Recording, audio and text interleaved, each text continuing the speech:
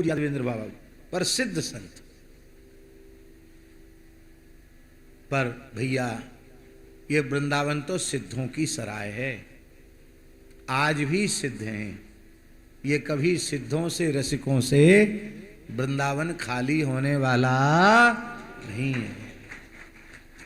एक बात और कह करके हम पूज्य बाबा से प्रार्थना करेंगे कि बाबा अपने भाव सुमन पूज्य बाबा के चरणों में समर्पित करें।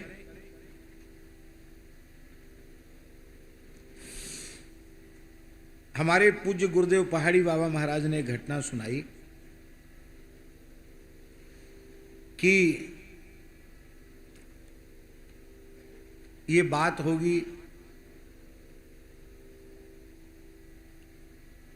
1940 के पहले की बात, मैंने 1937-38 की बात समझ। आज कितने साल हो गए? 1940 से पहले की बात। 1940 से ही मान लिया जाए तो कितने वर्ष हो गए?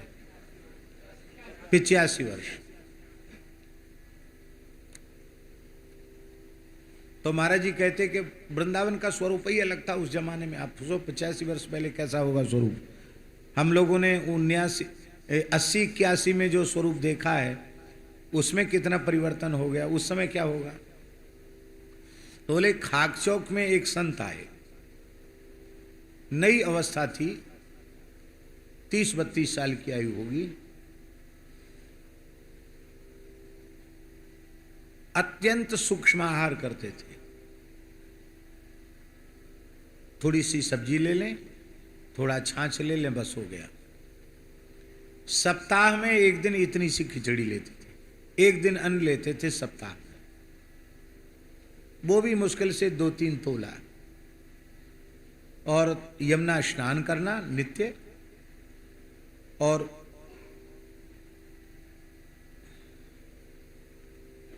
एक झोपड़ी जैसी अपनी कपड़ा पड़ा लगा के बना ली थी उन्होंने, और उसी में बैठकर ध्यान करते थे। महाराज जी वत सुनाते थे कि कम से कम 15 घंटे ध्यान में बैठते होंगे।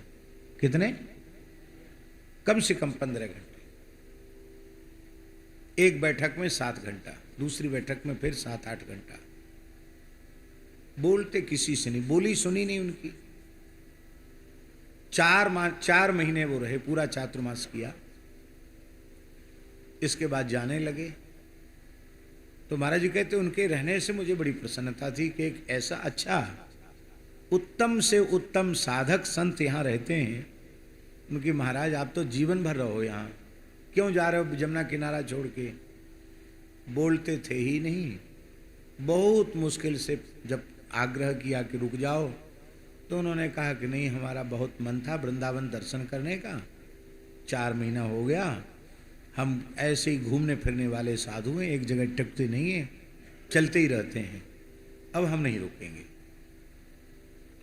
अखंड भस्म धारण करते थे, विभूतिया साधु थे, और एक लंगोटी लगाते, एक ब्रह्मपात्र, बस ब्रह्मपात्र जानते रहे, तूमा का कमंडल, और एक कमरिया, बस इतना ही था उनके पास और कुछ नहीं।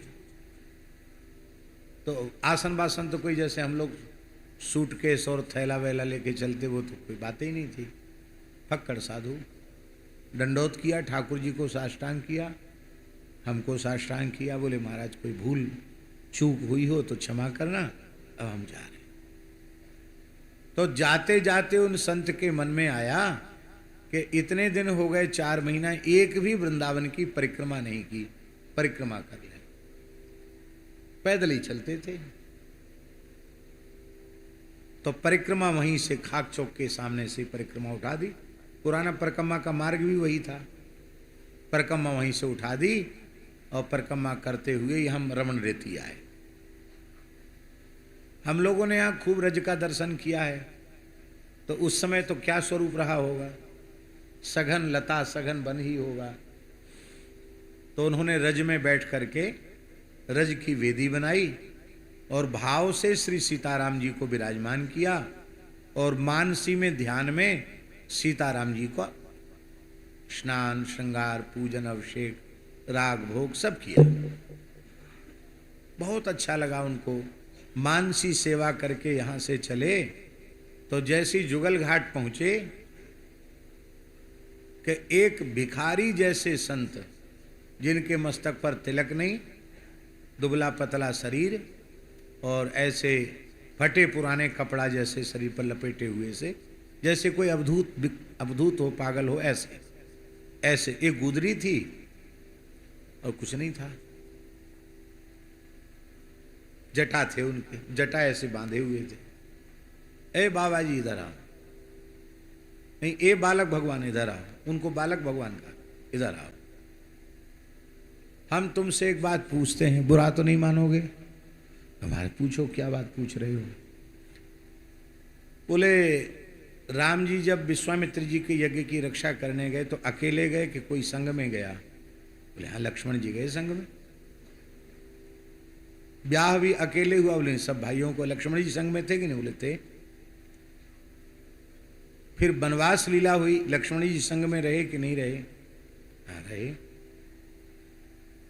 तो बोले फिर किस अपराध में तुमने लक्ष्मण जी की पूजा छोड़ दी, केवल सीताराम जी की पूजा की? लक्ष्मण जी जीव तत्व हैं, गुरु हैं, आचार्य हैं, उनके चरणों में तुमने एक पुष्प भी अर्पित नहीं किया और यही अपराध न जाने कितने लंबे समय से करते चले आ रहे हो। अरे लखनलाल जी की भी पूजा कर दिया करो। बोले ये ब्रज है, बलदेव तत्व की पूजा के बिना कृष्ण की पूजा संपन्न नहीं होती है।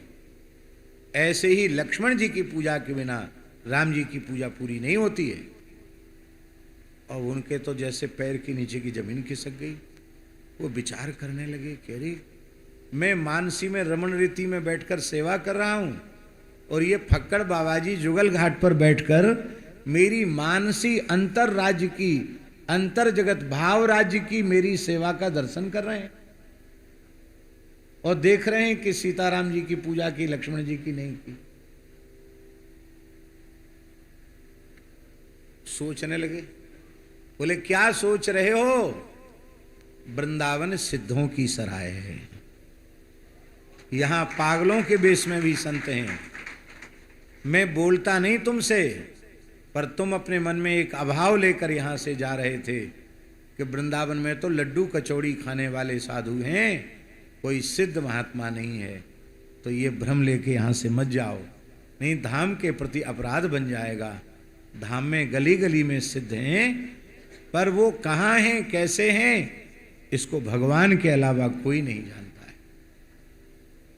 वो इतने प्रभावित हुए कि परिक्रमा करके फिर खाक चौक जहाँ से शुरू की वहाँ तो पहुँच नहीं था, आए और आसन लेके फिर भीतर। तो महाराज बोले बहुत अच्छा किया भाई तुम आ गए। बोले आ नहीं गए, अब कुछ समय यहीं रहेंगे। तो फिर रहे, कई महीने रहे। फिर बोले अब हम बद्रिकाश्रम तरफ जा रहे हैं, हमको घूमने फिरने का अभ्यास है। तो महाराज जी ने पूछा उनको कि हमारे इतना आग्रह करने पर भी रुके नहीं, फिर लौट के आ गए परिक्रमा करके, फिर आखिर इतने समय तक क्यों? इसमें कोई रहस्य है क्या? तब उन संत ने ये घटना महाराज जी को सुनाई, पहाड़ी बाबा को, और महाराज जी ने दास को सुनाई। ऐसे ही सिद्ध संतों में जिनकी वेशभूषा से देखकर पता न चले, बाबा की वेशभूषा को देख के पता चल रहा है सिद्ध महात्मा है, पर जो जिसको कह दिया और जैसा कह दिया वही हो गया, ज्यों का त्यों हो गया। ऐसे सिद्ध संत वृंदावन की विभूति और पंडित बाबा श्री राम कृष्णदास जी महाराज के विरक्त कुल के रत्न, ऐसे पूज्य बाबा महाराज के युगल चरणों में हम अपने भाव